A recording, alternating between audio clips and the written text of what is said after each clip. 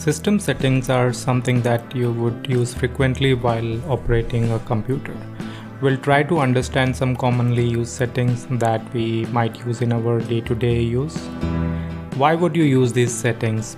For many reasons. Let's say you want to know the current version of your operating system. If you want to see if you have the latest version installed or not. If you want to know how much space is left on your hard disk. Did you have the RAM that the seller charged you for? How do you connect an extra monitor to your laptop? These were some real life examples, so it is always a good idea to have a basic understanding of system settings.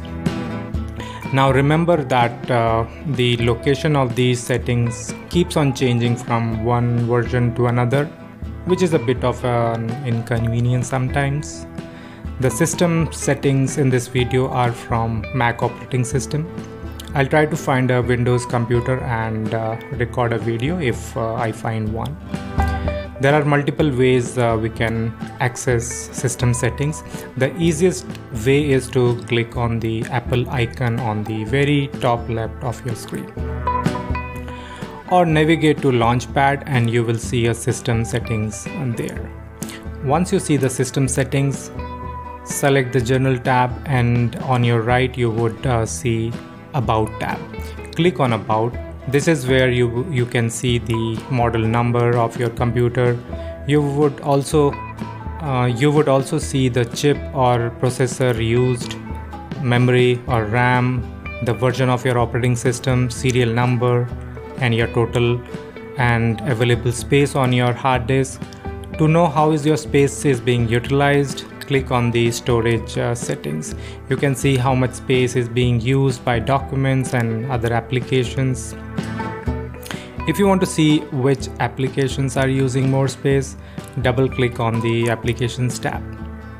If you are short on space, this is the place where you can see if you want to remove any unused or unnecessary applications that are taking up your space.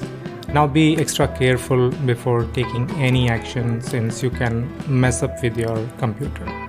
Look below where it says trash and how much space it is occupying.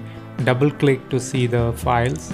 If you are sure that you won't need those files ever, you can delete those files from trash to release some space.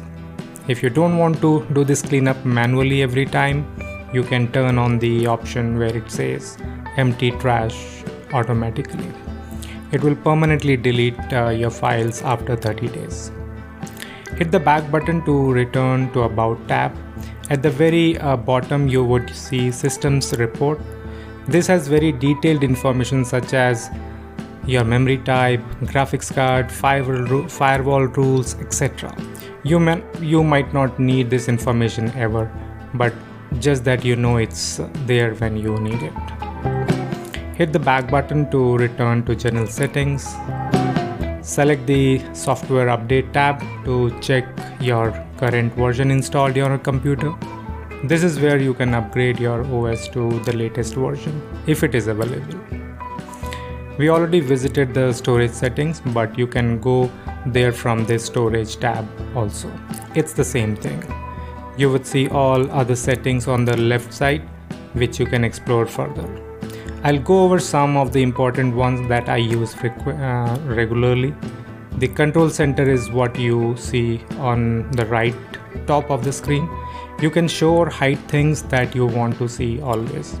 And you can access them easily.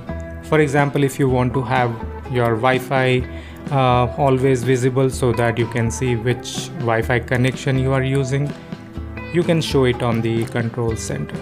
And then you just need to click on the icons there to see the details, or if you want to make any changes. For example, if you just want to connect to some other Wi-Fi.